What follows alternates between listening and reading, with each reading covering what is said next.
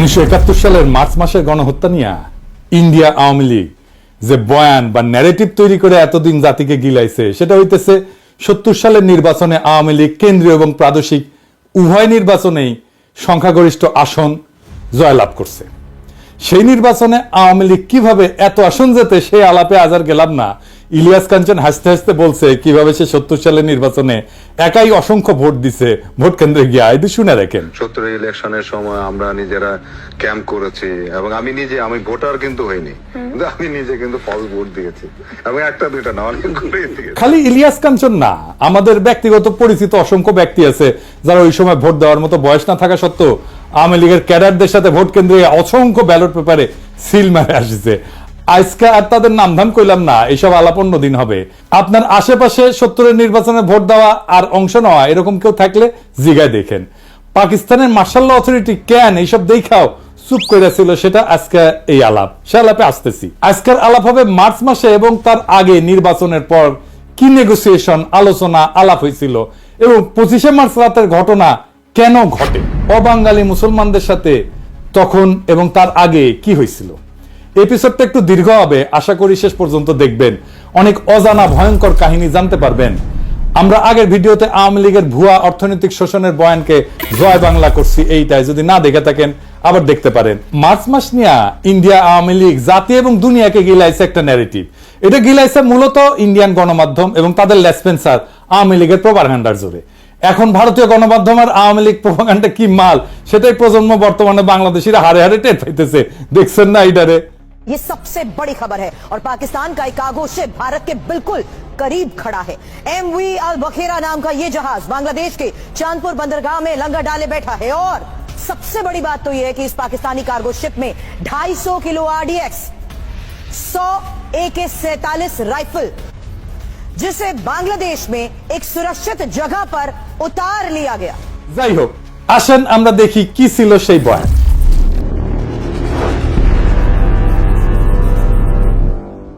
সেই বয়ান বলে 1970 সালের ডিসেম্বর মাসে পাকিস্তানের নির্বাচনে আওয়ামী লীগ সংখ্যাগরিষ্ঠ আসন পায়।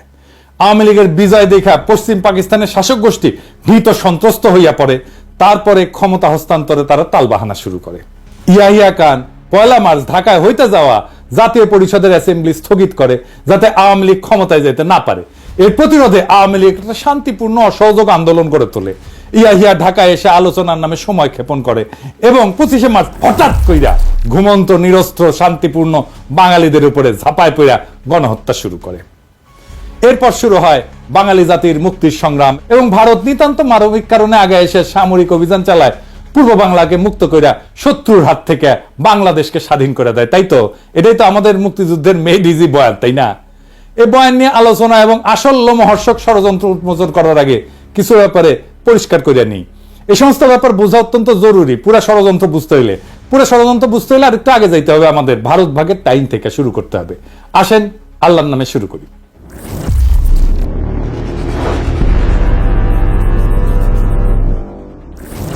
1947 সালে পাকিস্তান এবং ভারত ব্রিটিশ সাম্রাজ্যের ডোমিনিয়ন হিসেবে স্বাধীনতা লাভ করে। ডোমিনিয়ন আর রিপাবলিকের মধ্যে পার্থক্য হচ্ছে ডোমিনিয়ন কার্যত স্বাধীন হইলেও সেটা ব্রিটিশ সাম্রাজ্যের অংশ।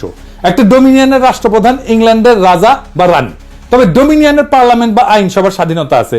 তারা যদি চায় তাদের আইনসভা নিজেদেরকে রিপাবলিক ঘোষণা কইরা ইংল্যান্ডের সাথে সম্পূর্ণভাবে সম্পর্ক ছেদ করতে পারে, তখন তাদের নিজস্ব রাষ্ট্রপ্রধান থাকবে। ভারত 1950 সালে নিজেদের সংবিধান রচনা করে রিপাবলিক ঘোষণা করে। পাকিস্তান 1956 সালে সংবিধান রচনা করে রিপাবলিক ঘোষণা করে। পরে ব্রিটিশ সাম্রাজ্য ডোমিনিয়ন শব্দ বাদ দিয়ে কমনওয়েলথ শব্দ চালু করে। এখন অনেক দেশ আছে যারা ডোমিনিয়নের মতো, যেমন কানাডা, অস্ট্রেলিয়া, নিউজিল্যান্ড। এই সমস্ত দেশের রাষ্ট্রপ্রধান ইংল্যান্ডের রাজা বা রানী। পাকিস্তানের 56 সালের সংবিধান 1958 সালের 8ই অক্টোবর তৎকালীন পাকিস্তানের রাষ্ট্রপ্রধান প্রেসিডেন্ট ইস্কান্দার মির্জা, উনি বাংলার মানুষ ছিলেন, কিন্তু উনি রদ কইরা মার্শাল ল জারি করে। মার্শাল ল জারি করলে সংবিধান রদ করতে হয়। এখানে একটা জিনিস খেয়াল করেন, মার্শাল ল যদি সংবিধানকে রদ করতে পারে তাইলে মার্শাল ল সংবিধানের চাইতে বড়। আসলেই তাই। আসল কথাটা হইতেছে হিম্মত, হ্যাডমই আসল, ক্ষমতাই আসল, সংবিধান তারপরে। যাই হোক, আলাপে আসি। কেন ইস্কান্দার মির্জা সংবিধান রদ কইরা মার্শাল ল দিল?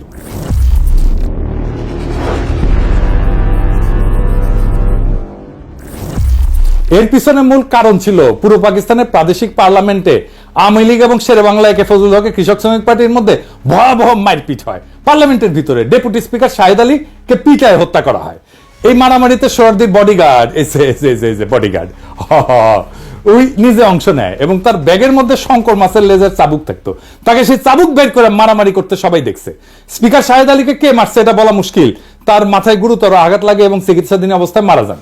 ওই সময় কেন্দ্রে প্রধানমন্ত্রী ছিল রিপাবলিকান পার্টির ফিরোজ খান নূন।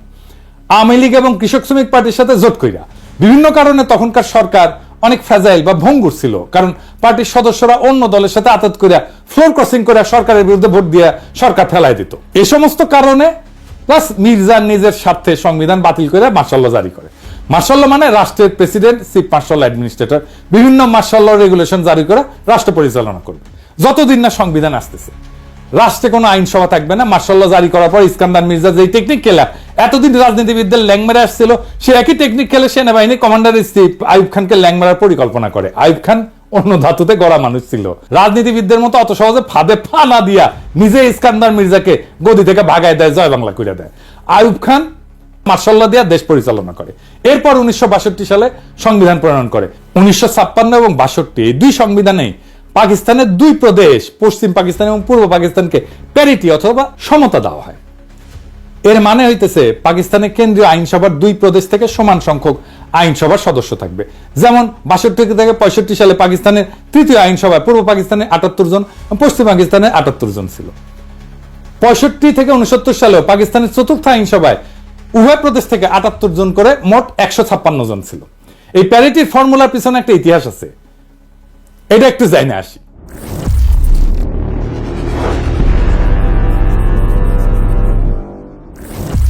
পাকিস্তানের প্রথম গণপরিষদ, যেটা 47 সালের 10 আগস্ট গণপরিষদ এবং আইনসভা হিসেবে শপথ গ্রহণ করে, সেটাতে প্রথমে 69 জন সদস্য নির্বাচিত হয়ে আসছিল।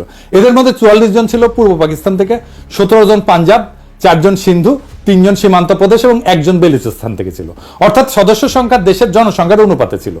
তখন এই 5টা প্রদেশ মিলে পাকিস্তান তৈরি হয়েছিল। পরে এই অ্যাসেম্বলির সদস্য সংখ্যা 100 পর্যন্ত বাড়ানো হয়। এই প্রথম গণপরিষদ 1947 থেকে 1954 সাল পর্যন্ত থাকে, কিন্তু 7 বছরেও সংবিধান প্রণয়ন করতে ব্যর্থ হয়। এই সংবিধান প্রণয়নের জটিলতা এবং দীর্ঘসূত্রিতার মূল কারণ ছিল সংবিধানে পাকিস্তানের ভবিষ্যৎ আইনসভায় কোন প্রদেশ কয়টা আসন নেবে এইটা নিয়ে একটা বিশাল গ্যাঞ্জাম তৈরি হয়েছিল। পাকিস্তানে ফেডারেল ব্যবস্থার সরকার প্রস্তাব করা হয়। ফেডারেল মানে বিভিন্ন প্রদেশের নিজস্ব সরকার, আইনসভা, বিচার বিভাগ থাকবে প্রাদেশিক পর্যায়ে। কেন্দ্রীয় বা ফেডারেল পর্যায়ে একটা কেন্দ্রীয় সরকার বা আইনসভা থাকবে। কেন্দ্রীয় আইনসভা 2 কক্ষ প্রস্তাব করা হয়। 2 কক্ষ বিশিষ্ট আইনসভার ইতিহাস হচ্ছে, এটা মূলত ইংল্যান্ডের কালচার, যেখানে হাউস অব কমন্স আর হাউস অব লর্ডস আছে।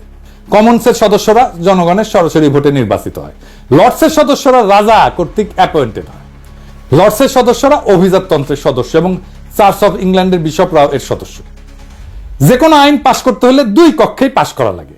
অভিজাত আর বিশপদেরকে ইংল্যান্ডের রাষ্ট্রে গুরুত্বপূর্ণ স্টেক হোল্ডার মনে করা হয়।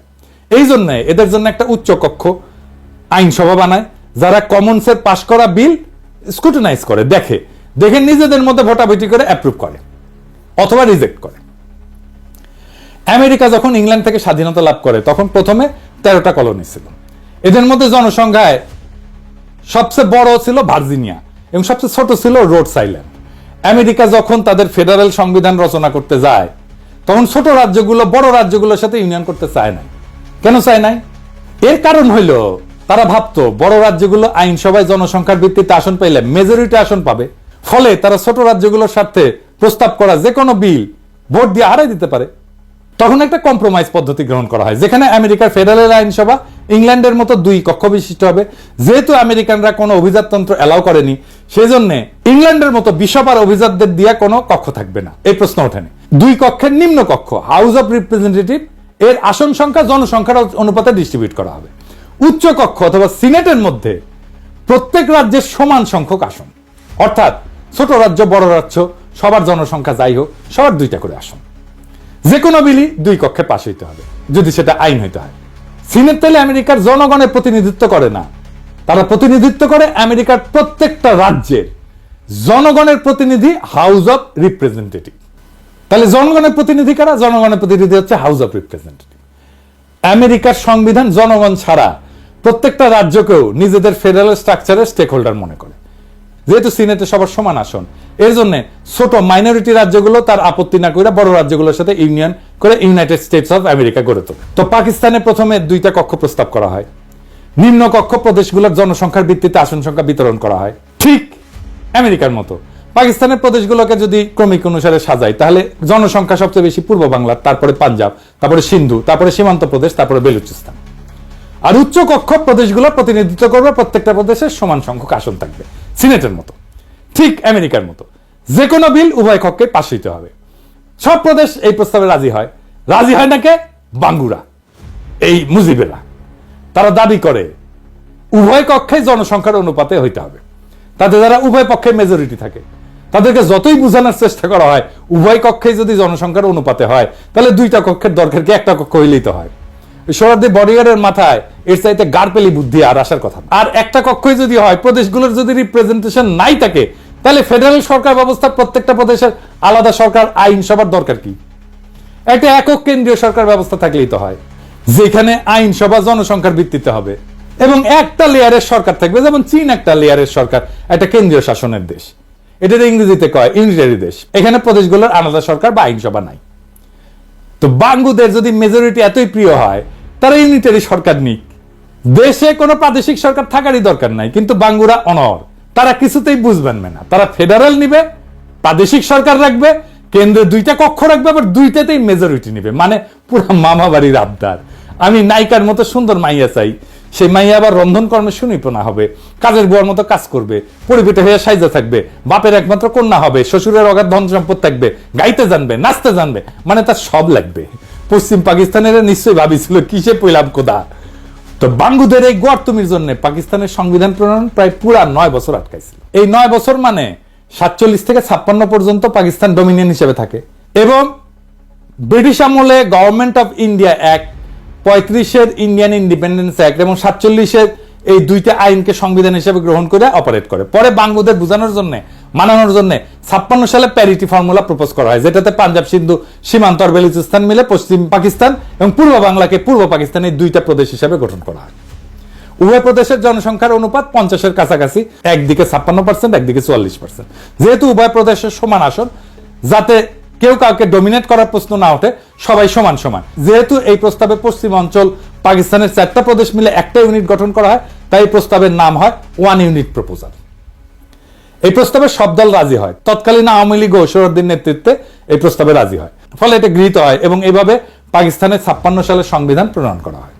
আইয়ুব খান যখন 62 সালে সংবিধান প্রণয়ন করেন, তখন উনি কেন্দ্র এবং রাজ্যগুলোর মধ্যে এই সম্পর্ককে বহাল রাখেন। এই ইস্যুটা একটা সেটেলড ইস্যু ছিল। আইয়ুব খান এটা নড়চড় করেন নাই। এখানে একটা তথ্য উল্লেখ করা যায় যে বাংলাদেশ বিচ্ছিন্ন হয়ে যাওয়ার পর পাকিস্তানে কিন্তু সংবিধান তৈরি করতে একদম সময় লাগে নাই। ওদের পাঞ্জাব মেজরিটি প্রদেশ হওয়া সত্ত্বেও পাঞ্জাবিরা কিন্তু বাঙ্গুদের মতো মামা বাড়ির আবদার করে নাই। বর্তমান পাকিস্তানের আইনসভার 2টা কক্ষ, নিম্ন কক্ষ ন্যাশনাল অ্যাসেম্বলি আর উচ্চ কক্ষ সিনেট। নিম্ন কক্ষ জনসংখ্যার অনুপাতে আসন, আর উচ্চ কক্ষে প্রত্যেকটা রাজ্যের সমান সংখ্যক আসন। পাঞ্জাবিরা বাঙ্গুদের মতো হাউকাউ করে নাই যে তাদের উভয় কক্ষতেই মেজরিটি দিতে হবে। এইবার শুরু হয় ষড়যন্ত্রকারীদের খেলা।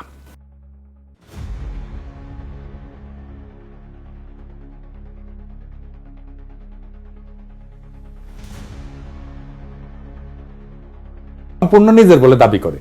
উত্তর পশ্চিমের লাদাখের একটা অংশ, যেটার নাম আকসাই চীন, সেটাকেও তারা নিজেদের এলাকা বলে দাবি করে। ভারত মাতা বেশি কনফিডেন্ট হইয়া চীনের এলাকায় সৈন্য নিয়ে ঢুকে যায়। ভার্চুয়ালি চীনারা ভারত মাতার সৈন্য দেখলে পালাবে, চীনারা না পালায় উল্টা হামলা করে। ফলে ভারত পুরা অরুণাচল প্রদেশ, আকসাই চীন উভয় অঞ্চল যুদ্ধে সম্পূর্ণভাবে হারায়। আসামের ভিতরে চীনা বাহিনী ঢুকে পড়ে। চীনের কাছে ভীষণ মার খাওয়ার পরপরই ভারত 1965 সালে পাকিস্তানের সাথে যুদ্ধ জড়ায় পড়ে। কাশ্মীরে ভারতের বিরুদ্ধে বিদ্রোহে পাকিস্তান আর্মি সাহায্যের ফলে ভারতের দখলকৃত কাশ্মীরে সামরিকভাবে বেসামাল হয়ে পড়ে। Pakistan army 1 September operation grand slam নামে একটা সামরিক অভিযান পরিচালনা করে। ফলে কাশ্মীরের ভিতরে ভারতীয় আর্মি অত্যন্ত নাজুক পরিস্থিতির সম্মুখীন হয়। এখানে উল্লেখ করা যায় যে এই গ্র্যান্ড স্ল্যামের কমান্ডার ছিল তৎকালীন মেজর জেনারেল ইয়াহিয়া খান। তাদের আত্মসমর্পণ ঠেকাইতে মরিয়া ভারত 6 সেপ্টেম্বর আন্তর্জাতিকভাবে রিকগনাইজ বর্ডার ক্রস করে লাহোরের দিকে হামলা করে। কিন্তু সমস্ত শক্তি নিয়ে কাশ্মীরের বর্ডার এইটা বিতর্কিত বর্ডার, আন্তর্জাতিকভাবে রিকগনাইজ না। কিন্তু লাহোরে ভারতের সীমান্ত থেকে মাত্র 18 মাইল দূরে হওয়া সত্ত্বেও ভারত সর্বশক্তি নিয়ে করা এই আক্রমণ ব্যর্থ হয়। পাকিস্তান আর্মির লাহোরের বাইরে ভারতের আক্রমণকে সফলভাবে প্রতিরোধ করে এবং যুদ্ধবিরতির আগ পর্যন্ত পুরো 18 দিন ভারতীয় বাহিনীকে ঠেকায় রাখে। কে ঠেকায় রাখছিল জানেন? কে ঠেকায় রাখছিল ওইখানে? পাকিস্তানি আর্মির কারা? ইস্ট বেঙ্গল রেজিমেন্ট, বাংলাদেশের ইস্ট বেঙ্গল রেজিমেন্ট। জি, আমাদের ইস্ট বেঙ্গল রেজিমেন্ট লাহোরকে রক্ষা করছিল ইস্ট বেঙ্গল রেজিমেন্ট, এবং এই লাহোরকে রক্ষা করার সৈনিক ছিল জিয়াউর রহমান। এই জন্যই জিয়াউর রহমান পাকিস্তানের বীরত্ব সূচক খেতাব পায়। আবার উল্টো দিকে কসুর সেক্টরে পাকিস্তান আক্রমণ চালায়, ভারতের খেমকারান শহর দখল করে নেয়। ভারত জম্মু থেকে শিয়ালকোটের দিকেও আক্রমণ করে। শিয়ালকোট বর্ডার থেকে মাত্র 12 মাইল দূরত্ব থাকা সত্ত্বেও এখানে ভারতীয় বাহিনী ব্যর্থ হয়। পাকিস্তানি আর্মি সফলভাবে তাদের সেই আক্রমণকে শিয়ালকোটের বাইরেই প্রতিহত করে। এই শিয়ালকোটের ডিফেন্সে গুরুত্বপূর্ণ ভূমিকা পালন করে তৎকালীন একটা ব্রিগেডের কমান্ডার। কে ছিল? ব্রিগেডিয়ার আমির আব্দুল্লাহ নিয়াজি। এই নিয়াজি 1971 ইস্টার্ন সেক্টরের কমান্ডার ছিল। তৎকালীন পাকিস্তান আর্মির সফলতা নিয়ে আন্তর্জাতিক মহল এবং গণমাধ্যমে সাড়া পড়ে যায়। অবশেষে জাতিসংঘের ডাকে সাড়া দিয়া ভারত 20 সেপ্টেম্বর দ্রুত যুদ্ধবিরতি প্রস্তাবে রাজি হয়। পাকিস্তান এরপর অনিচ্ছা সত্ত্বেও 23 সেপ্টেম্বর যুদ্ধবিরতিতে রাজি হয় এবং ফলে যুদ্ধ সমাপ্তি ঘটে। ভারত মাতা কিন্তু 47 সালে স্বাধীনতা লাভের পর থেকে উপমহাদেশে ব্যাপকভাবে সামরিক আগ্রাসন চালাইছে বিভিন্ন এলাকায়। কোথায় কোথায় আসেন একটু দেখি। ভারত 1948 সালে 82,000 বর্গমাইল এলাকার নিজামশাহী হায়দ্রাবাদ রাজ্য আক্রমণ করে এটাকে দখল করে নেয়, নিজের রাজ্য ঘোষণা করে। ওই অভিযানের নাম ছিল অপারেশন পোলো। ভারত তার স্বাধীনতা লাভের পর 1947 থেকে 48 সালে জম্মু কাশ্মীর 16,309 বর্গমাইল, 1948 সালে জুনাগড় রাজ্য 3,337 বর্গমাইল, 1948 সালে নিজামশাহী হায়দ্রাবাদ রাজ্য 82,698 বর্গমাইল, 1961 সালে গোয়া রাজ্য 1,429 বর্গমাইল, 1971 সালে পূর্ব পাকিস্তান 57,320 বর্গমাইল, 1975 সালে সিকিম রাজ্য 2,740 বর্গমাইল, সর্বমোট 1,62,405 বর্গমাইল এলাকা সামরিক অভিযান চালায়, দখল করে, যেটার পরিমাণ জার্মানি অথবা পোল্যান্ডের এরিয়া থেকেও বেশি। এর মধ্যে 1,05,084 বর্গমাইল এরিয়াকে নিজের সাথে অফিসিয়ালি যুক্ত করে নেয়, অ্যানেক্স করে নেয়, রাজ্য বানায়। বাকি পূর্ব পাকিস্তানের 57,000 বর্গমাইলকে একটা ক্লায়েন্ট স্টেট হিসেবে রাখে, প্রথমে মুজিব এবং পরে হাসিনার সময়। অধীনস্থ জনপদ, একটা কলোনি, প্রায় উপনিবেশ। এছাড়া ভারত মাতা 1962 সালে তিব্বত দখল করতে গিয়ে চীনাদের হাতে মাইর খায়। 87-90 সালে শ্রীলঙ্কাতে মাতব্বরি করতে গিয়ে সামরিক বাহিনী পাঠায়, পরিণামে তামিল বিদ্রোহীরা আত্মঘাতী হামলায় রাজীব গান্ধীকে উড়ায় জয় বাংলা করে দেয়। দ্বিতীয় বিশ্বযুদ্ধের পর এত বড় এরিয়া আর কোন দেশ সামরিক হামলা করে দখল করে, যেটা ভারত মাতা করেছে। মজার ব্যাপার হচ্ছে এরপরেও এদের প্রোপাগান্ডার এমনই জোর যে আন্তর্জাতিক মিডিয়া সবাই পাকিস্তানকে যুদ্ধবাদ দেশ মনে করে আর ভারত মাতাকে গান্ধীর নেংটি পড়া অহিংস শান্তিবাদী দেশ ভাবে। এত বড় একটা যুদ্ধবাজ দেশ যে 62 থেকে 65 সালে 3 বছরের মধ্যে চীন এবং তার চেয়ে ক্ষুদ্র পাকিস্তানের মার খাওয়ার পর হন্যা হইয়া পাকিস্তানকে খণ্ডিত করতে উদ্গ্রীব হয়ে ওঠে এবং পরিকল্পনা ফাঁদে। কি পরিকল্পনা ফাঁদে?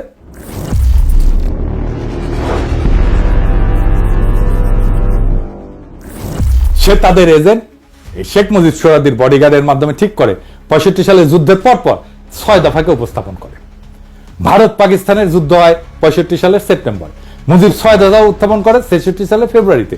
কিরকম মজার একটা কাকতালীয় ব্যাপার, তাই না? তাই না এডিটর সাহেব? মেলা দিন পরে কাউয়ার কথা মনে আসলো। কাউয়ার সাউন্ড দেবেন না? জোরে দেন, আরো জোরে, আরো জোরে। হয়েছে কাকতালীয়, তাই কাউয়ার সাউন্ড, বুঝছাও? 6 দফা এবং এর মধ্যে পাকিস্তানের অর্থনৈতিক শোষণের ভুয়া বয়ানকে আমাদের আগের এপিসোডে আমরা বিস্তারিত আলোচনা করে সেই বয়ানকে জয় বাংলা করে দিছি না? ভারতীয় এজেন্টরা আগে থেকেই প্রস্তুত ছিল এটা নিয়ে। গত এপিসোডে 6 দফা প্রণেতাদের মুখোশ উন্মোচন করা হয়েছে। আজকে আর একজন মুখ্য চরিত্রের মুখোশ উন্মোচন করা হবে। তার নাম সিরাজুল আলম খান।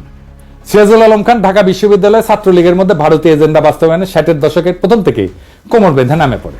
71 সালের মার্চ মাস পর্যন্ত সমস্ত আলোচনা ভণ্ডুল করা এবং গৃহযুদ্ধ লাগানোর পিছনে তার অনেক ভূমিকা আছে। সে পূর্ব পরিকল্পনা মতো গৃহযুদ্ধ লাগানোর জন্য সর্বাত্মক চেষ্টা করে, যাতে তার গুরু ভারত সামরিক অভিযান চালানোর একটা অজুহাত খুঁজে পায়। এই সিরাজুল আলম সম্পর্কে একটা অত্যন্ত গুরুত্বপূর্ণ তথ্য হচ্ছে, উনি ছিলেন এক ভারতীয় রয়্যাল এজেন্টের অত্যন্ত ঘনিষ্ঠ এবং শিষ্য। তিনি মাঝে মাঝে কলকাতা যেতেন এবং গেলে সেই এজেন্টের কলকাতার ভবানীপুরের রাজেন্দ্রপুর লেনের বাসাতেই উঠতেন এবং থাকতেন। সেই এজেন্টের কলকাতায় বাড়ি ছাড়াও বাংলাদেশেও বাড়ি ছিল এবং তিনি বাংলাদেশের নাগরিকও ছিলেন।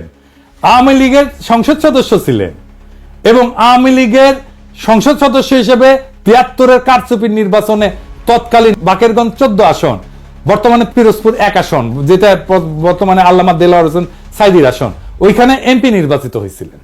শেখ মুজিব জয় বাংলা হয়ে যাওয়ার পরে 75-এ সে ব্যক্তি আবার ইন্ডিয়া চলে যায়। তার নাম চিত্তরঞ্জন সুতার।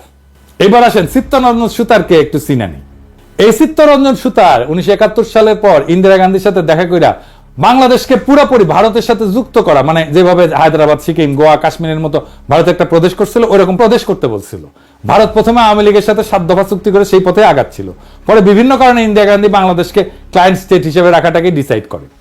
পরবর্তীতে কংগ্রেসের প্রেসিডেন্ট জ্ঞানী জৈল সিং এটাকে ইন্দিরার সবচেয়ে বড় ব্লান্ডার হিসেবে আখ্যা দিছিল। আমাকে শেখ হাসিনাকে যখন এই ব্যাপারে ব্যক্তিগতভাবে প্রশ্ন করা হয়, মেজর আশরাফ তার এনটিভি সাক্ষাৎকারে বলেন, তার ছোট বোন রেহানা আমার স্ত্রীর ক্লাসমেট ছিল। এই বিষয়গুলো নিয়ে তার প্রতি একটা শ্রদ্ধা আমার ছিল এবং সেইভাবে সেই শ্রদ্ধা হিসাবে তাকে আমি রিসিভ করেছি, not as an official duty but এই কারণেই। এবং ওনাকে আমার বাসায় নিয়ে এসেছি, উনি এসেছেন আমার বাসায় খেয়েছেন। একটি ঘটনা যখন থেকে তার প্রতি আমি একদম অসন্তুষ্ট হয়ে যাই, তার প্রতি আমার বিরাগ আমার জন্মগ্রহণ করে সৃষ্টি হয়, সেটা হচ্ছে সেই সময় আপনার যদি মনে থাকে বিচিত্রা বলে একটা সাপ্তাহিক পত্রিকা ছিল, শাহাদত হোসেন উনি ছিলেন তার এডিটর। জয়েল সিং বলে নামে একজন ভারতীয় প্রেসিডেন্ট ছিলেন। তার টার্মস যখন এক্সপায়ার হয়ে যায় তখন ওই জয়েল সিং এর সঙ্গে জ্ঞানী জয়েল সিং তার সঙ্গে আমাদের শাহাদত সাহেব একটা ইন্টারভিউ নিয়েছিলেন। তো বাংলাদেশ ভারতের সম্পর্কের উপর আলোকপাত করতে যেয়ে জয়েল সিং সাহেব বলেছিলেন, the greatest blunder of India was to have withdrawn the troops from Bangladesh 1971। এটা শাহাদত সাহেবকে বলেছিলাম। আমি যখন এটা পড়ার পর আমার মনটা খুব খারাপ হয়েছে যে কিভাবে এইরকম একটা উক্তি করতে পারে। তো এর কিছুদিন পরেই শেখ হাসিনা যখন আসলেন, ওনাকে আমি বললাম, আমি তাকে রিসিভ করে জানেন, আমি বললাম, ম্যাডাম আপনি জানেন এরকম একটা বক্তব্য দিয়েছে, and you know what was her response? সে তো ঠিকই বলেছে। উত্তর ছিল, সে তো ঠিকই বলছে। এদের কাছে স্বাধীন বাংলাদেশ ছিল বাংলাদেশের মানুষকে উজবুক বানানোর একটা মূলা। এরা সবসময় নিজেদেরকে ভারতের প্রদেশ হিসেবে কল্পনা করে। এদের পূর্ব বাংলার মুসলমানদের সংস্কৃতি, ধর্ম নিয়ে ব্যাপক বিদ্বেষ। পৃথিবীর সর্ববৃহৎ মুসলিম রাষ্ট্র হিসেবে পাকিস্তান এই উপমহাদেশের মুসলমানদের বাসভূমি হিসেবে টিকে থাকলে এদের এজেন্ডা বাস্তবায়নে ব্যাপক বাধা আসবে। সেই জন্যই পাকিস্তানকে ভাঙতে হবে। পরে চিত্তরঞ্জন সুতার আবার বাংলাদেশে ফিরে আসে এবং কালিদাস বৈদ্যের সাথে বঙ্গভূমি আন্দোলন গড়ে তোলে ইন্ডিয়ার সাহায্য নিয়ে। এই প্রজন্ম বঙ্গভূমি আন্দোলন সম্পর্কে জানে না। কি ছিল সেই বঙ্গভূমি আন্দোলনে?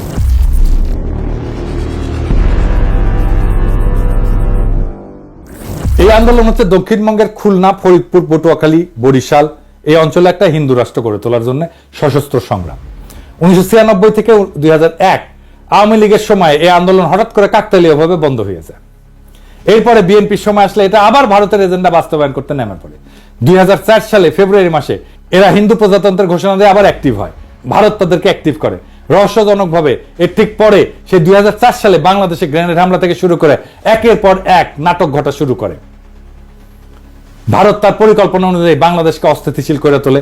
2007 সালে ভারতের ঘোড়া উপহার পাওয়া কুলাঙ্গার মইনু আহমেদ ভারতের 111 প্লেবুক মতি মাহমুদের সাহায্যে বাস্তবায়ন করলে ভারতের আর বঙ্গভূমির মাধ্যমে ষড়যন্ত্র করার দরকার থাকে না। ম্যাজিকের মতো সাথে সাথে বঙ্গভূমি আন্দোলন ভ্যানিশ হয়ে যায়। এরপরের ইতিহাস সবার জানা। এই হচ্ছে সিরাজুল আলম খানের আসল রূপ। এইবার আগের কথায় ফিরে আসে।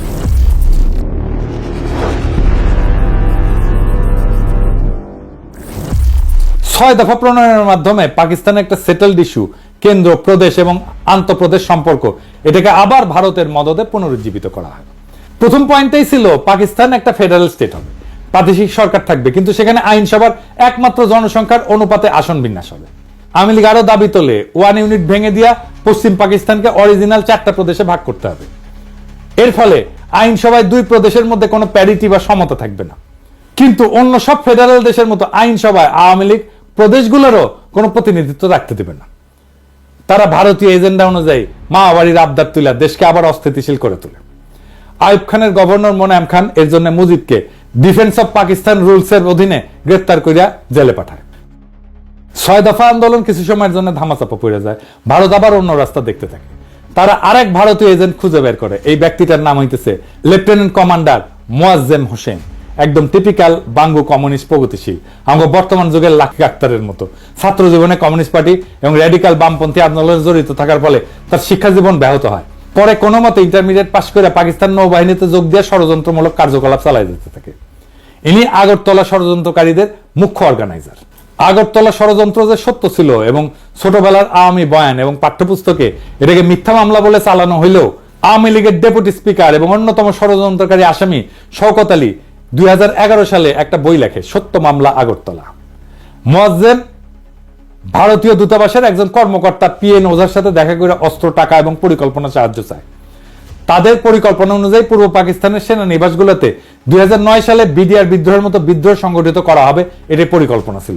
সেনানিবাসের অস্ত্রাগারগুলো লুট করে এই বিদ্রোহ ছড়ায় দেওয়া হবে, এরপর বিডিআর এর মতো হত্যাকাণ্ড চালানো হবে। এটাই ছিল আগরতলা ষড়যন্ত্র মামলা। এই জন্যই আমরা মনে করি বিডিআর হত্যাকাণ্ড এটা ইন্ডিয়া ঘটাইছে, কারণ এটা তাদের পুরনো অভ্যাস। 1967 সালের শেষ দিকে এই পরিকল্পনা ফাঁস হয়ে যায় এবং পাকিস্তান গোয়েন্দা সংস্থা সময় মতো কয়েকজন ষড়যন্ত্রকারীদের গ্রেপ্তার করে। এরপর আসামিদের লিস্টে শেখ মুজিবকে 1 নম্বর আসামি করা হইলে অনেকে অবাক হয়ে প্রশ্ন তোলে, মুজিব তো 66 সালে কারাগারে, সে কিভাবে এই ষড়যন্ত্রের সাথে যুক্ত হয়? এর উত্তর হচ্ছে, ভারত এত বড় বিদ্রোহ সংগঠন খালি পাকিস্তান সামরিক বাহিনীর এক কর্মকর্তার উপরে ছেড়ে দিয়ে ভরসা পাচ্ছিল না। তারা পূর্ব পাকিস্তানের একটা রাজনৈতিক দলের সাপোর্ট খুঁজতেছিল। সেই দল হচ্ছে আওয়ামী লীগ এবং তার প্রধান এবং তাদের পুরনো এজেন্ট শেখ মুজিবের সাথে যোগাযোগের একটা রাস্তা তারা হন্যায় হয়ে খুঁজতেছিল। মুজিব তখন জেলে বন্দী। তারা তখন একটা রাস্তা বের করে ফেলে। কি সেই রাস্তা? PN ওঝা পুরান ঢাকার একটা গোপন বাড়িতে আওয়ামী লীগের এক নেতার সাথে এই ব্যাপারে আলোচনা করত। এরপর আওয়ামী লীগের সেই নেতা বিভিন্ন ঘুরপথের রাস্তায় শেখ মুজিবের ধানমন্ডি 32 নম্বর বাড়িতে যাইতো। সেইখানে সে বেগম মুজিবকে সব তথ্য বইলা বেগম মুজিবের সাথে কইরা জেলে যাইতো মুজিবের সাথে পারিবারিক সাক্ষাৎকারের সময়। বেগম মুজিব এবং উক্ত নেতা জেলে মুজিবকে ওঝার সাথে হওয়া সমস্ত কথা বলতো, এর বিপরীতে প্রয়োজনীয় দিক নির্দেশনা নিত। তৎকালীন জেলে মুজিবকে পরিবারের সাথে রেগুলার দেখা এবং কথা বলার সময় দিত পাকিস্তান সরকার। পাকিস্তানের চৌকস গোয়েন্দা বাহিনী ষড়যন্ত্রে আভাস পেয়ে PN ওঝাকে গভীর পর্যবেক্ষণের অধীনে আনে। তারা ওঝার সমস্ত চলাচল পর্যবেক্ষণ করে এবং আওয়ামী লীগের নেতার সাথে পুরান ঢাকার বাড়িতে মিলিত হওয়ার দৃশ্য পর্যবেক্ষণ করে। এরপর উক্ত নেতার মুজিবের বাড়িতে যাওয়া এবং বেগম মুজিবের সাথে কারাগারে মুজিবের সাথে দেখা করতে যাওয়াটা পর্যবেক্ষণ করে। এই সমস্ত তথ্যের ভিত্তিতে মুজিবকে আগরতলা ষড়যন্ত্র মামলার 1 নম্বর আসামি করা হয়। এই মামলার সমস্ত আসামিকে পাবলিকলি বিচার করার জন্য ট্রাইব্যুনাল তৈরি করে বিচার কার্য শুরু করা হয়। এই সমস্ত তথ্যের রেফারেন্স হচ্ছে ঢাকা বিশ্ববিদ্যালয়ের রাষ্ট্রবিজ্ঞান বিভাগের অধ্যাপক গোলাম ওয়াহেদ চৌধুরী, GW চৌধুরী নামে পরিচিত ছিল, ওনার রচিত বই last days of United Pakistan. উনি সেই সময় পাকিস্তান সরকারের একজন মন্ত্রী ছিলেন এবং মন্ত্রী থাকাকালীন এই মামলা সংক্রান্ত গোয়েন্দা ফাইলে আসল তথ্য দেখেন। ওনার স্ত্রীকে আমরা চিনি, অধ্যাপিকা দিলারা চৌধুরী, এখনো বেঁচে আছেন এবং জাহাঙ্গীরনগর বিশ্ববিদ্যালয়ের শিক্ষক। এরপর 68 সালের শেষ দিকে পশ্চিম পাকিস্তান এবং পূর্ব পাকিস্তানে Bhutto peoples party, Bhashani NAP, Awami League এবং কমিউনিস্ট পার্টি সবাই আইয়ুবের বিরুদ্ধে একটা আন্দোলন শুরু করে। এই আইয়ুব বিরোধী আন্দোলনের নেপথ্যের কাহিনী অত্যন্ত জটিল এবং সময় হইলে অন্য একদিন এটা নিয়ে আলাপ করা যাবে। উভয় পাকিস্তানে উক্ত আন্দোলনের ফলে 69 সালের মার্চ মাসে আইয়ুব খানের পতন হয় এবং আগরতলা মামলার বিচার কাজ বাদ দিয়া আসামিদেরকে ছেড়ে দেওয়া হয়। তারপরে কি হয়? রাজনৈতিক দলগুলো দাবি তোলে যে আইয়ুবের 62 সালের সংবিধান বাতিল করতে হবে এবং নতুন গণপরিষদের নির্বাচন দিতে হবে। প্রধান রাজনৈতিক দলের সম্মতিক্রমে এবং কথা মতো পাকিস্তান সেনাবাহিনীর commander in chief Yahya Khan সংবিধান বাতিল করে মার্শাল ল জারি করেন। দেশে এত উত্তেজনা অবসান ঘটানোর জন্য এবং আওয়ামী লীগের বারবার এই উত্তেজনা এজিটেশন এটা বন্ধ করার জন্য ইয়াহিয়া খান স্থির করেন ওরা যেসব মা বাড়ির আবদার তুলছে ওইসব মেনে নেওয়া, যাতে পাকিস্তান অখণ্ড থাকে, টিকে থাকে। পুরানা ভারতীয় মাল শেখ মুজিব ইয়াহিয়ার সাথে আলোচনা করে তাকে ব্লাব দিয়া বুঝান যে 6 দফা খালি নির্বাচনী প্রচারণা, এটা স্বাধীনতার দাবি না। তারা গণপরিষদের মেজরিটি আসন পেলেও পাকিস্তান অখণ্ড থাকে এমন সংবিধান প্রণয়ন করবে। এর ফলে ইয়াহিয়া খান আওয়ামী লীগকে ফ্রি হ্যান্ড দেন রাজনীতিতে। 70 সাল থেকে নির্বাচনী প্রচারণা শুরু হয়। 70 সালের মার্চ মাসে আসন্ন গণপরিষদ নির্বাচনের জন্য একটা presidential decree legal framework order 1970 জারি করেন। উক্ত অর্ডারে 6 দফা এবং আওয়ামী লীগের দাবি অনুযায়ী পাকিস্তানের 1 ইউনিটকে ভেঙে সর্বসম্মত 5টা প্রদেশ করা হয় পূর্ব পাকিস্তান সহ। আসন্ন গণপরিষদ 1 কক্ষ বিশিষ্ট আইনসভা হবে, যেটাতে জনসংখ্যার অনুপাতে আসন বিতরণ করা হবে। এর ফলে আসন্ন গণপরিষদে পূর্ব পাকিস্তান থেকে মেজরিটি আসন থাকবে। মানে 300টার ভেতরে 162টা আসন। অর্থাৎ আওয়ামী লীগের সমস্ত এক্সট্রিম দাবি ইয়াহিয়া খান মেনে নেয়, এইটা ভেবে যারা যদি ক্ষমতার রেসপন্সিবিলিটি পায় তখন উগ্র বিচ্ছিন্নতাবাদের দাবি তুলবে না। কিন্তু ভারত এবং তার সর মুজিব আগাগোড়া খালি মূলা দেখাইছে যে লীগ একবার খালি নির্বাচনে জিতুক, এরপর তারা আর কোনো শোরগোল তুলবে না, পাকিস্তান যাতে অখণ্ড থাকে সেরকম একটা সংবিধান বানাবে। ইয়াহিয়া আওয়ামী লীগ ভারতের সাজানো এই ফাঁদে পা দেয়। এর ফলে মার্শাল ল অথরিটি আওয়ামী লীগকে নির্বাচনী প্রচারণাতে যা খুশি বলার স্বাধীনতা দেয়। অন্য দল মুসলিম লীগ এবং জামাতের সভা আওয়ামী লীগ তাদের গুন্ডা দিয়ে ভন্ডুল করে খুন খারাপি করলো, মার্শাল ল অথরিটি আওয়ামী লীগের বিরুদ্ধে একটা স্টেপও নেয় না। নির্বাচনে আওয়ামী লীগের ভুয়া অর্থনৈতিক বৈষম্যের পরিসংখ্যান প্রচার করা সত্ত্বেও কোনো জবাব দেওয়া হয় না। এর ফলে নির্বাচনে আওয়ামী লীগের ক্যাডাররা এক একজন অসংখ্য ভোট দিল, মার্শাল ল অথরিটি কোনো হস্তক্ষেপ করেনি। কারণ হচ্ছে ইয়াহিয়া খান আসলে বিশ্বাসই করতে পারেননি মাইনরিটিরা বিচ্ছিন্নতা চায়, মেজরিটি কখনো আলাদা হবে। এই দেখেন 70 সালে ওনার একটা সাক্ষাৎকার। Separatism? I do not believe that people of East Pakistan want to separate from West Pakistan. They are the majority people of Pakistan. How should a majority separate from a minority? If you hear these notes, if you hear these rumblings, let me assure you, this is not the real voice of my people. এরপর ওনার আরেকটা সাক্ষাৎকার নির্বাচনের পর, কি পরিকল্পনা ওনার। After these elections, is it your intention to remain as president, or will you, as you said many times, get back to being an army man? Well, my intention of remaining a president has nothing to do with me. In the process of democracy, the government will elect their president. And unless I offer myself for that election, I can't remain a president. And I'm not offering myself to be president. You are not? No, I'm not offering myself president. I'm not, my temperament is not this way, my makeup is not that way. I joined the army as a professional soldier. I remain so. And my biggest aim is to go back to my army. I have only 2-3 years left of service before I retire. So, in the process, if I happen to be in charge of running this country for a year and a half or 2 years, that perhaps will be an additional satisfaction to me that I have done some service to the nation also in restoring democracy back to them as a soldier.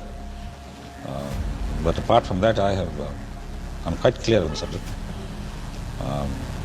Of course, one can't tell from time to time, as I was saying the other day in the press conference, that if God forbid my second phase of the plan, which is the making of the Constitution, I'll do my damnedest to bring it about. If it doesn't come about, martial law will have to continue. My duty then remains. But then I'm not going to remain and forget everything. I'll have to think again as to other methods and processes of bringing about democracy. By another election, or by a referendum to the nation, something which I would not even contemplate now, think about. I'm hoping this will go through. Does that answer your question? উনি 23 March 1971 পর্যন্ত এই ধারণা পোষণ করতেন। ওনাকে আগেও অনেকে সতর্ক করছিল যে মুজিবের এই সমস্ত টোপ না গিলতে। মুজিব আগরতলার সাথে প্রত্যক্ষভাবে জড়িত।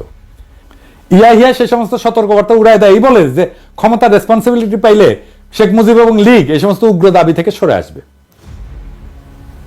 যখন 23 মার্চ মুজিব এবং লীগ ফাইনাল সংবিধানের রূপ দেখায়, যেটাতে দেশকে ভাগ করে সব আলাদা, নাম আলাদা, একটা দেশের বদলে দুর্বল কনফেডারেশন, কিন্তু পশ্চিম পাকিস্তান থেকে করের টাকা দিয়া বাংলাদেশ তাদের ডেফিসিট পূরণ করবে, সেটা দেখার পর উনি উপলব্ধি করেন আওয়ামী লীগ আসলে ভারতের মদদে সব সময় একটা বিচ্ছিন্নতা চাইছে এবং পুরা সময় তাকে ধোঁকা দিছে। 70 সালের ডিসেম্বরের নির্বাচনের পর এইভাবে লীগ যখন গণপরিষদে মেজরিটি আসনে জিতে, ইয়াহিয়া খান জানুয়ারিতে পূর্ব পাকিস্তানে আইসা মুজিবের সাথে দেখা করে তাদের পূর্ব নির্ধারিত শর্ত অনুযায়ী মুজিবের তৈরি সংবিধান দেখতে চান। মুজিব সেটা দেখাইতে অস্বীকার করে। এইবার প্রথমবারের মতো ইয়াহিয়া খান লীগের আসল বদমতলব বুঝতে পারে। ঠিক এই সময় ভারত তাদের পরিকল্পনা মতো আর একটা সাজানো নাটক বাস্তবায়ন করে, রহস্য উপন্যাসের মতো সেই ঘটনা।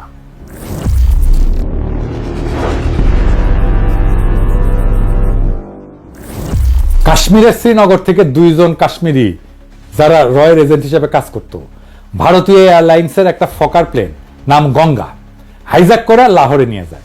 সেখানে সব যাত্রীকে ছেড়ে দিয়া প্লেনটা ধ্বংস করে ফেলে। প্লেনটা খুব পুরাতন ছিল এবং অলরেডি সেটাকে সার্ভিস থেকে উইথড্র করা হয়েছিল, কিন্তু হাইজ্যাকিং এর কিছুদিন আগে আবার প্লেনটাকে ফ্লাইটে নামানো হয়। ভারত কেমন সিফা দেখেন, মানে নিজেদের একটা বাতিল করা পুরানো বিমান বিসর্জন দেয় এইভাবে দিয়া অন্যের যাত্রা ভঙ্গ করে। পাকিস্তানের তদন্ত কমিশনে ভারতের এই ষড়যন্ত্র প্রকাশ পায়। ভারত এই সুতা ধইরা ভারতের উপর দিয়ে পাকিস্তানের বিমান চলাচল বন্ধ করে দেয়। এর উদ্দেশ্য ছিল আওয়ামী লীগ যাতে নির্ভয়ে তাদের দেওয়া পরিকল্পনা বাস্তবায়ন করে এবং ইয়াহিয়ার সাথে কোনো সমঝোতা না করে। ইয়াহিয়া যদি 6 দফা মেনে নেয়, তারপরেও ফেব্রুয়ারি মাসে ইয়াহিয়া খান সংখ্যাগরিষ্ঠ দলের প্রধান হিসেবে মুজিবকে রাজধানী ইসলামাবাদে ডাকলে মুজিব বেয়াদবের মতো রাষ্ট্রপ্রধানের কাছে যেতে অস্বীকার করে। এর ফলে ইয়াহিয়া এবং সবার সন্দেহ ঘনীভূত হয় যে মুজিব এবং লীগ সরল বিশ্বাসে এই নেগোশিয়েট করতেছে না এবং এদের আগরতলা ষড়যন্ত্রের ভূমিকা ইয়াহিয়া ভালো করে জানা ছিল। তিনি সবার মতো সতর্কবাণী সত্ত্বেও মুজিব এবং লীগের সব দাবি মেনে নিয়ে নির্বাচনের ব্যবস্থা করছিলেন এবং মুজিবকে সেই নির্বাচনে ফ্রি হ্যান্ড দিছিলেন। এরপর আর একটা জটিলতা দেখা দেয়। ভুট্টো এবং তার পিপলস পার্টি পাকিস্তানের দ্বিতীয় বৃহত্তম দল হিসেবে আবির্ভূত হয় নির্বাচনে। ইয়াহিয়া প্রস্তাব দেয় যে সংবিধানের মতো গুরুত্বপূর্ণ বিষয় গ্রহণ করার সময় রাজনৈতিক দলগুলোর ভিতর একটা ঐক্যমত থাকা উচিত। একটা ব্রড কনসেনসাস না থাকলে কোনো সংবিধানই মজবুত হবে না। প্রত্যেক দশকে একটা দেশের সংবিধান পাল্টানো সেই দেশের স্ট্যাবিলিটির জন্য ক্ষতিকর। মুজিব সাফ বইলা দেয় যে আওয়ামী লীগ খালি একাই সংবিধান তৈরি করবে, তারা মেজরিটি পার্টি, কারোর সাথে ঐক্যমত করবে না। ঠিক বিএনপির মতো তারা বলে নির্বাচিত সংসদ সংস্কার করতে পারবে, তার মানে নির্বাচনে তারাই জিতবে, তারাই সংস্কার করবে, আর কেউ না।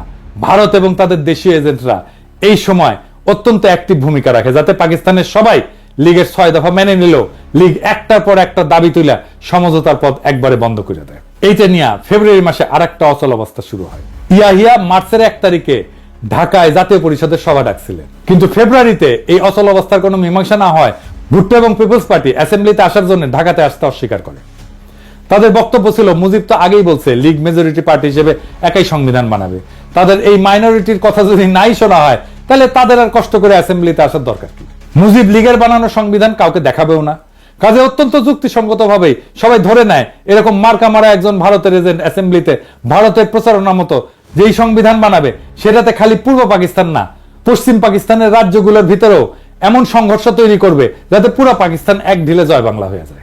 এর আভাস 71 ফেব্রুয়ারিতেই পাওয়া যায়। আওয়ামী লীগের আদর্শিক গুরু বাঙ্গু বাম প্রগতিশীলদের সংগঠন, ভারতের বিশিষ্ট লেসপেন্সার কমিউনিস্ট পার্টির ছাত্র সংগঠন ছাত্র ইউনিয়ন, আমাদের শাহবাগী লাঠির সংগঠন ফেব্রুয়ারি মাসে তাদের জরুরি কাউন্সিল মিটিং এ 14 দফা প্রণয়ন করে। এর মধ্যে সবচেয়ে গুরুত্বপূর্ণ দফা হচ্ছে আসন্ন সংবিধানে পাকিস্তানের যে মূল 5টা ভাষাভাষী জাতির অবস্থান, উহাদের সকলকে পাকিস্তানের ফেডারেশন হতে বিচ্ছিন্ন হইয়া স্বতন্ত্র স্বাধীন সার্বভৌম রাষ্ট্র গঠনের অধিকার সহ পূর্ণ আত্মনিয়ন্ত্রণের অধিকার দিতে হবে। চিন্তা করেন। অথচ এই ছাত্র ইউনিয়ন করা আমাকে মতি মাহফুজের কাছে যদি ভারতের উত্তর পূর্ব অঞ্চলের স্বাধীনতার কথা বলা হয়, 7 সিস্টারের স্বাধীনতার কথা বলা হয়, তারা তেলে বেগুনে জ্বলে ওঠে। ক্রমশই ব্যাপার স্পষ্ট হয়ে উঠতে থাকে যে লীগের আসল উদ্দেশ্য খালি পূর্ব পাকিস্তান না, সম্পূর্ণ পাকিস্তানকে ধ্বংস করা। এদেরকে যতই কনসেশন দেওয়া হচ্ছে এরা একটার পর একটা দাবি তুলতেই আছে এবং এরা যে বাস্তবে ভারতের জন্য পাকিস্তান ধ্বংস করতে উদ্গ্রীব সেটা বর্ণনা আমার গত এপিসোডে করছি 6 দফা প্রণয়নকারীদের মুখোশ উন্মোচনে। এখানে উল্লেখ করা যায় যে মুজিব এবং লীগ যদি পাকিস্তানকে অখণ্ড স্ট্রং রেখে কোনো সংবিধান বানায় সেটা দেখাইতো ভুট্টোর বাপেরও সাধ্য ছিল না মুজিব এবং লীগের ক্ষমতা যাওয়া ঠেকানো। সে সময় পশ্চিম পাকিস্তানের সাধারণ মানুষের কিরকম মনোভাব ছিল তার একটা উদাহরণ দেখাচ্ছি, অধ্যাপক সাজ্জাদ হোসেনের বই থেকে, তার 71 স্মৃতি থেকে উদ্ধৃত করতেছি। মুজিব যদি একাই সংবিধান বানাতে চায় সেটাতেও ইয়াহিয়া এবং পশ্চিমে কোনো আপত্তি ছিল না, সেটা যদি পাকিস্তানকে ধ্বংস না করে। কিন্তু মুজিব তার তৈরি সংবিধানের খসড়া স্বাভাবিক কারণে ভারতের প্ররোচনায় দেখাতে অস্বীকার করে। রাজনৈতিক দলগুলোর ভিতর ঐক্যমতের অভাব এবং মুজিবের আচরণের কারণে ইয়াহিয়া 1 মার্চ অ্যাসেম্বলি স্থগিত ঘোষণা করে। এরপর শুরু হয় ভারতের মদতে অন্তিম খেলা। এর পরের বিবরণ শুনলে আপনার শরীরের রক্ত হিম হয়ে যায়।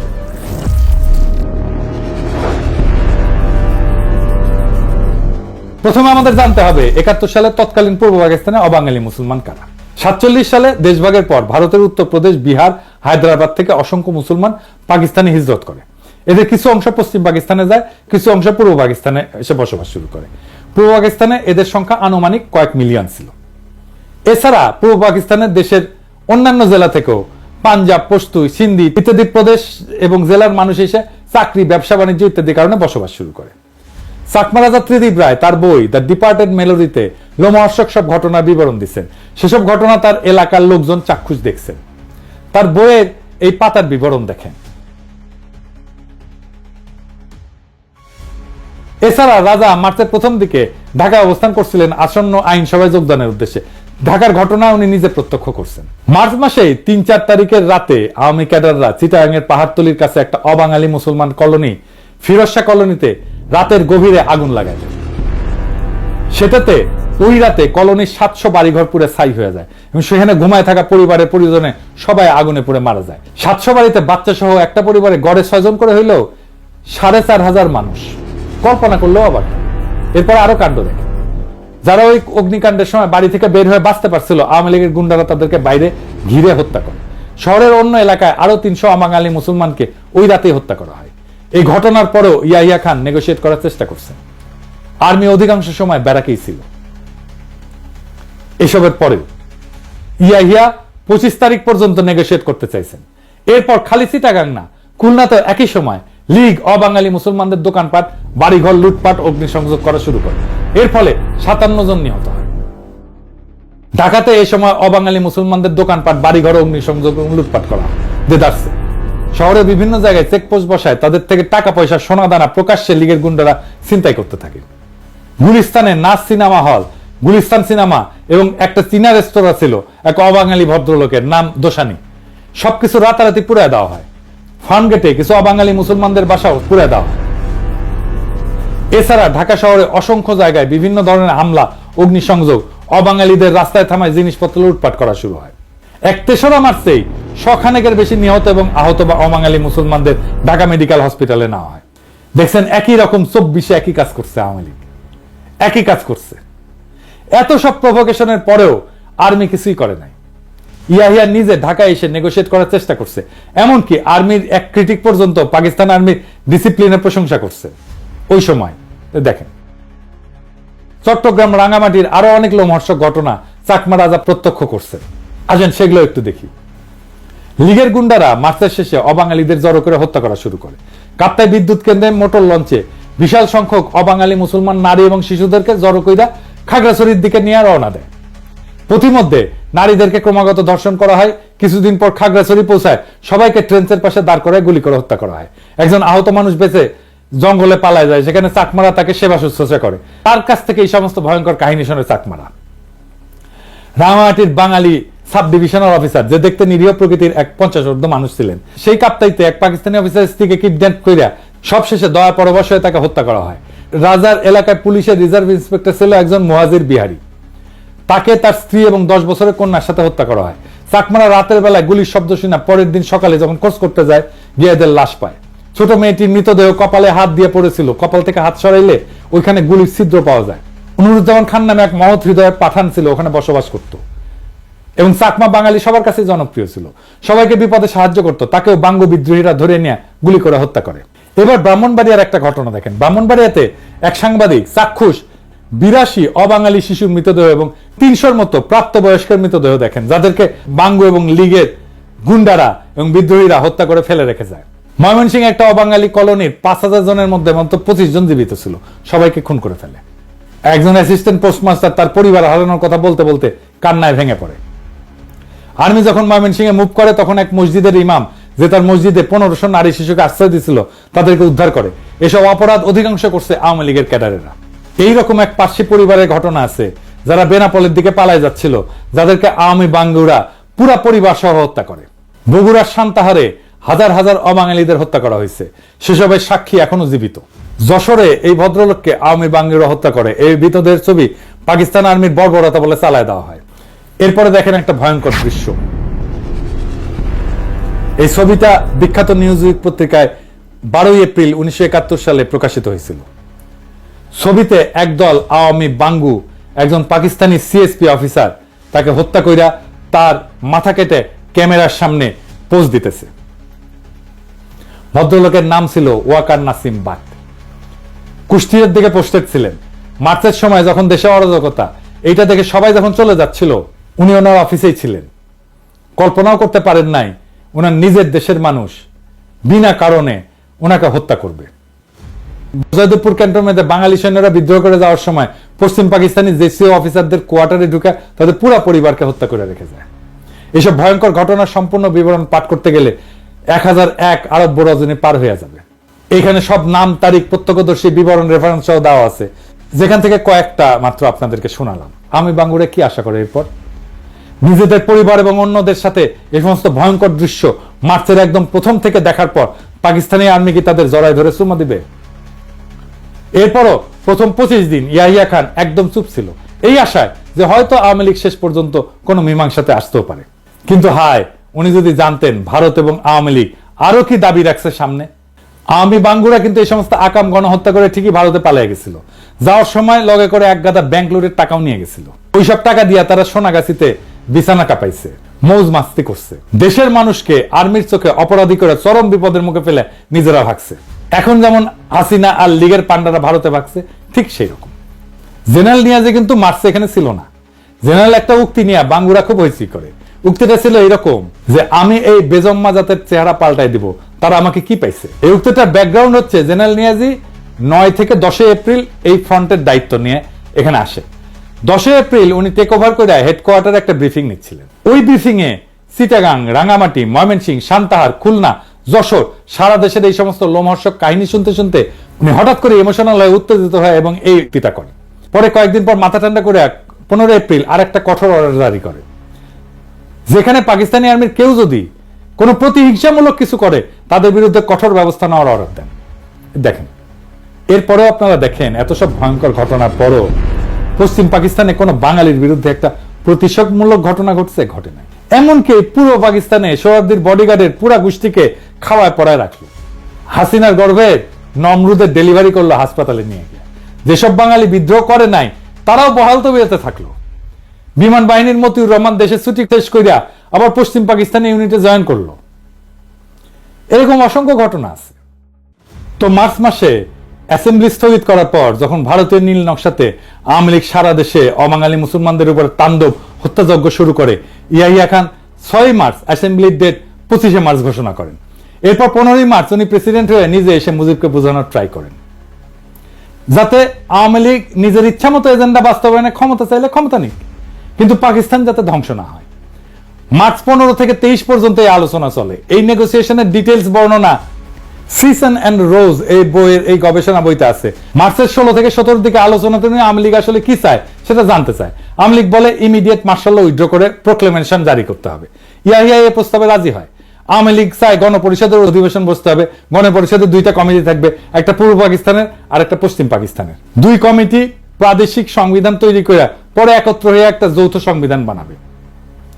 সংবিধান তৈরি হওয়ার আগ পর্যন্ত মাঝখানে অন্তর্বর্তীকালীন সময়ে ইয়াহিয়া রাষ্ট্রপতি হিসাবে থাকবে। রাজনৈতিক দলগুলো থেকে মন্ত্রী নিয়োগ দিয়ে একটা ক্যাবিনেট গঠন করবে। ইয়াহিয়া সব প্রস্তাবে রাজি হয়ে 19 মার্চ আওয়ামী লীগকেই বলে যে ওরা যা চায় সেভাবে প্রোক্লেমেশনটা ড্রাফট করে দিতে। উনি এটা জারি করে দিবেন। ওনার এই প্রস্তাবে আওয়ামী লীগ হকচকায় যায়। উনি যেভাবে সবকিছু দিয়ে দিবে সেটা তারা ভাবতেও পারে না। এইভাবে যদি ক্রাইসিস আসলেই সলভ হয়ে যায় তাহলে তো ভারত এবং তার সর সিরাজুল আলম খান এবং আওয়ামী লীগ যে গৃহযুদ্ধ বাজানোর পরিকল্পনা করছে সেটা ভেস্তে যায়। তারা এবার গাইগুই করে বলে প্রোক্লেমেশন ইয়াহিয়াকে ড্রাফট করতে হবে। ইয়াহিয়ার টিম সেদিনই আওয়ামী লীগের সমস্ত দাবি যুক্ত করে একটা প্রোক্লেমেশন ড্রাফট করে দেয়। সেই প্রোক্লেমেশনে আওয়ামী লীগের স্বায়ত্তশাসনের সমস্ত দাবি ইনক্লুড করা হয়। আওয়ামী লীগ যদি সত্যি অটোনমি চাইতো তারা সেই প্রস্তাব লুফে নিত। কি ছিল সেই প্রোক্লেমেশনে? ওনার সেই বই থেকে, যে সিজন এন্ড রোজের বই থেকেই আমরা এই প্রোক্লেমেশনটা দেখি, পড়ে শোনাই। মূলটা এডি পাবেন, ইংরেজিতে লিখেছে। ইংরেজি যেহেতু লিখেছে তাহলে ঠিকই লিখেছে, আমি বাংলায় করছি। 1 নাম্বার, প্রাদেশিক মন্ত্রিসভাগুলোর কাছে শপথ অনুষ্ঠান পরিচালনার সঙ্গে সঙ্গে সামরিক আইন কার্যকরভাবে বাতিল হবে। 2 নাম্বার, 1969 সালের 4 এপ্রিলের অস্থায়ী সংবিধান আদেশ, প্রভিন্সিয়াল কনস্টিটিউশনাল অর্ডার একটা নতুন সংবিধান কার্যকর না হওয়া পর্যন্ত মৌলিক আইন হিসেবে বলবৎ থাকবে। 3 নাম্বার, অন্তর্বর্তীকালীন সময়ে ইয়াহিয়া রাষ্ট্রপতি হিসেবে দায়িত্ব পালন করবেন। 4 নাম্বার, রাষ্ট্রপতি অস্থায়ী সংবিধান আদেশ এবং 62 সালের সংবিধান অনুসারে ক্ষমতা প্রয়োগ করবেন। 5 নাম্বার, পূর্ব ও পশ্চিম পাকিস্তানের প্রতিনিধিদের মধ্যে থেকে একটা কেন্দ্রীয় মন্ত্রিসভা গঠন করা হবে। 6 নাম্বার, জাতীয় পরিষদ 1962 সালের সংবিধান অনুযায়ী কার্যক্রম চালাবে, তবে পূর্ব পাকিস্তানের জন্য সীমাবদ্ধতা এবং সংশোধনী সমূহ পৃথকভাবে নির্ধারণ করে নেওয়া হবে। 7 নাম্বার, প্রাদেশিক পরিষদগুলোর কার্যাবলী 1962 সালের সংবিধান অনুযায়ী হবে, তবে পূর্ব পাকিস্তানের জন্য বিশেষ ব্যতিক্রম থাকবে। 8 নাম্বার, প্রাদেশিক গভর্নরদের রাষ্ট্রপতি নিয়োগ করবেন প্রাদেশিক সংসদীয় দলের নেতৃবৃন্দের সাথে পরামর্শ করে। তারা রাষ্ট্রপতির ইচ্ছাধীনভাবে দায়িত্ব পালন করবেন এবং তাদের সহায়তার একটা মন্ত্রিসভা থাকবে, যার নেতৃত্বে একজন মুখ্যমন্ত্রী থাকবেন, যিনি গভর্নরকে পরামর্শ এবং সহায়তা প্রদান করবেন। 9 নাম্বার, প্রাদেশিক সরকার গঠনের 7 দিনের মধ্যে 2টা সংবিধান কমিটি, একটা ঢাকায় এবং একটা ইসলামাবাদে গঠন করা হবে, যার কাজ হবে প্রত্যেকটা প্রদেশের জন্য সংবিধানে অন্তর্ভুক্তির জন্য প্রয়োজনীয় বিশেষ বিধান এবং শর্তাবলী নির্ধারণ করা। জাতীয় পরিষদ কর্তৃক সংবিধান প্রণয়নের আগে রাষ্ট্রপতি এই কমিটিগুলো আহ্বান করবে। 10 নাম্বার, যদি কোনো প্রদেশের গভর্নর বা অন্য কোনো সূত্রে রাষ্ট্রপতির কাছে প্রতীয়মান হয় প্রদেশের সরকার কার্যকরভাবে পরিচালিত হতে পারছে না, তাহলে রাষ্ট্রপতি একটা প্রোক্লেমেশনের মাধ্যমে ওই প্রদেশের নির্বাহী কার্যাবলীর সব বা কোনো একটা নিজের হাতে নিতে পারবে। ইয়াহিয়া এত কিছুর পর, এত অবাঙালিদের উপরে হত্যাযজ্ঞের পরেও, এই সমস্ত কনসেশন দিয়া প্রোক্লেমেশন সাবমিট করার পরেও আওয়ামী লীগ আবার হকচকায় যায়। তারা তাদের গুরু ভারত এবং তাদের এজেন্টদের কথা মতো আরো মামাবাড়ির আবদারের মতো একটার পর একটা শর্ত জুড়ে দিতে থাকে, যাতে আলোচনা ভেস্তে যায় এবং গৃহযুদ্ধ লাগে। তাদের পূর্ব পরিকল্পনা মতো ওই গৃহযুদ্ধে ভারত হস্তক্ষেপ করে পূর্ব বাংলাকে তার ক্লায়েন্ট বানাবে। এরপর তারা ওপার বাংলা আর ভারত মাতার সাথে মিলে একাকার হয়ে যাবে এবং রবীন্দ্রসঙ্গীত গাইতে গাইতে বাকি জীবন পার করে দিবে। এবার দেখেন ভারতীয় এজেন্ট সিরাজুল আলম খানের আরেক সহচরে আসমা আব্দুর রবের নিজের মুখে বর্ণনা। 24শে মার্চ অনির্ধারিতভাবে মুজিব ইয়াহিয়ার সাথে দেখা করে এবং তিনি যখন গণভবনে যান দেখা করতে, তখন আমি তার গাড়িতে স্বাধীন বাংলার পতাকাটা জোর করে লাগিয়ে দেই, যদিও ওনার ইচ্ছার বিরুদ্ধে। এবং সেদিন তিনি সর্বশেষ বলে আসেন যে পশ্চিম পাকিস্তান থেকে বাঙালি যে সেনাবাহিনী আছে তাদের বাংলাদেশে পাঠিয়ে দিতে হবে, 2টা কারেন্সি করতে হবে, আলাদা স্টেট ব্যাংক করতে হবে, এমন কিছু দাবি উনি উত্থাপন করেন যেগুলি করলে আসলে পাকিস্তান এক পাকিস্তান থাকে না। 23শে মার্চ আওয়ামী লীগ ওই প্রোক্লেমেশনের উত্তরে এবার নিজেদের প্রোক্লেমেশন জমা দেয়। সেখানে তারা পাকিস্তান রাষ্ট্রভাঙের সমস্ত পয়েন্ট, পাকিস্তানকে এক দুর্বল কেন্দ্রীয় ব্যবস্থা, এমনকি দেশের নাম পর্যন্ত চেঞ্জ করে কনফেডারেশন পাল্টায় তাদের প্রস্তাব সাবমিট করে। একটা কনফেডারেশন হচ্ছে 2টা স্বাধীন দেশের মধ্যে সম্পর্ক, কিন্তু তারা সামার পশ্চিম পাকিস্তানের কর থেকে নিজেদের ডেফিসিট বা ঘাটতি পূরণের পয়েন্ট বহাল রাখে। খালি একবার ঠান্ডা মাথায় ভাবেন প্রস্তাবটা। লীগ এবং তাদের লেসপেন্সার সবসময় পশ্চিমাদের গালিগালাজ করবে, তাদের নামে ভুয়া শোষণের বয়ান ফেরি করবে। এরপর তারা দেশকে দুর্বল এবং কয়েক খণ্ডে ভাঙার পরিকল্পনা করবে শত্রু দেশের সাথে মিলা। এই সমস্ত সত্ত্বেও তারা পশ্চিম পাকিস্তান থেকে তাদের করের টাকা নিয়ে নিজেদের ঘাটতি পূরণ করবে। কি মজার ব্যাপার! আওয়ামী লীগ এবং এদের নিজেদের লেসপেন্সাররা কত বড় জাউরার জাউরা, কত বড় সামারের সামার, সেটা কল্পনাতীত।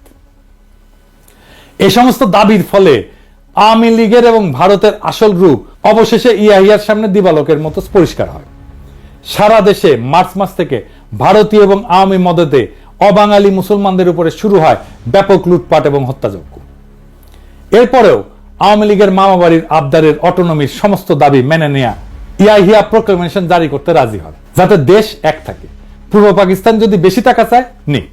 এরপরেও আওয়ামী ভারতীয় ষড়যন্ত্রকারীদের হাউস না মেটার ফলে তারা একের পর এক আজগুবি দাবি তুলতেই থাকে। তারা খালি পূর্ব পাকিস্তান না, পশ্চিম পাকিস্তানের সমস্ত প্রদেশকেও বিচ্ছিন্ন করে দিতে চায়। সারা দেশে প্রকাশ্যে পাকিস্তানের পতাকা পুরানো হচ্ছে। এই সমস্ত লোমহর্ষক ঘটনার পরিপ্রেক্ষিতে ইয়াহিয়া খান 23শে মার্চ রাতের বেলা সিদ্ধান্ত নেন অপারেশন সার্চলাইট চালানোর। কি হয়েছিল সেই অপারেশন এবং 9 মাসের যুদ্ধে আসলেই কি হয়েছিল, কোন পক্ষ কত মানুষ হত্যা করছে, সেসব আলাপ আরেকদিন হবে। এবার আসি শেষ আলাপে। কয়েকদিন আগে হাসিনা ভারতের দালাল গণশত্রু জসিম পাকিস্তানের কাছে দাবি উত্থাপন করছে যে পাকিস্তানকে 71-এর জন্য ক্ষমা চাইতে হবে। ক্ষমা যদি চাওয়াই লাগে সেটা সর্বপ্রথম চাবে আওয়ামী লীগ আর ইন্ডিয়া। আওয়ামী গুন্ডা আর ভারতের এজেন্টদের মাধ্যমে 25শে মার্চের অনেক আগেই এদেশে অবাঙালি মুসলমানদের উপরে ব্যাপকভাবে বিডিআর হত্যাযজ্ঞের চাইতো নৃশংসভাবে হত্যাকাণ্ড হয়েছে, জেনোসাইড হয়েছে, গণহত্যা হয়েছে। এই গণহত্যা তারাই শুরু করছে। আওয়ামী লীগের গত জুলাই আগস্টে এত মানুষ মেরাও ক্ষমা চাওয়া তো দূরের কথা, সেটা তারা আয়না ঘর নিয়ে হাসি মস্করা করে। এদের কাছে জাতি আর কি আশা করে? কাজে পাকিস্তানের ক্ষমা চাওয়ার দাবি জসিমের গোয়া দিয়ে ঢুকায় দেওয়া হবে। আর পাকিস্তানের বিরুদ্ধে ভুয়া অর্থনৈতিক বৈষম্যের বয়ান আমরা আগের এপিসোডে জয় বাংলা করে দিছি। এরপর যদি কেউ আবার এই সমস্ত ভারতীয় বয়ান মাথায় না পাকিস্তানের কাছ থেকে টাকা চায়, জসিম রে জনগণ তার অফিস থেকে খালি গায়ে ধৈর্য না রাজপথে বিচার করবে, আর সেই টাকা তার পুটকি দিয়ে ঢুকায় দেওয়া হবে। এদেশে যাদেরকে আটকে পড়া পাকিস্তানি বলা হয়, প্রত্যেককে বাংলাদেশের নাগরিকত্ব এবং পাসপোর্ট দিতে হবে। ক্যাম্প থেকে বের করে দেশের যে কোনো প্রান্তে বসবাস করার অধিকার দিতে হবে। ওইসব ক্যাম্প আমরা বুলডোজার দিয়ে ঘুরাই দিয়া আওয়ামী ফ্যাসিবাদের জাদুঘর বানায় রাখবো। নাজি জার্মানদের কনসেন্ট্রেশন ক্যাম্প এখন যেরকম জাদুঘর। আমাদের নতুন ইতিহাস লিখতে হবে, আমাদের নতুন ভাবে ইতিহাস পড়তে হবে। আমাদের যে ইতিহাস ভুলায় রাখা হয়েছিল, ভুল ইতিহাস শেখানো হয়েছে, সেইখান থেকে আমাদের নতুন ইতিহাস শিখতে হবে। নিজেদের জাতির ইতিহাস, নিজেদের বঞ্চনার ইতিহাস, আমাদের প্রতারণার ইতিহাস, কিভাবে আমাদের জাতিকে প্রতারিত করা হয়েছে, দুর্বল করা হয়েছে এবং জাতির উপরে যুদ্ধ চাপায় দেওয়া হয়েছে। আমাদের এই নতুন বয়ান তৈরি, ইতিহাসের এই নতুন বয়ান তৈরি চলমান থাকবে। ইনকিলাব জিন্দাবাদ।